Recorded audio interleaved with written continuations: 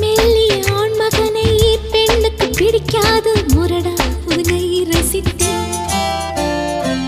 தொட்டதும் விழுந்து விடும் ஆடவன் பிடிக்காது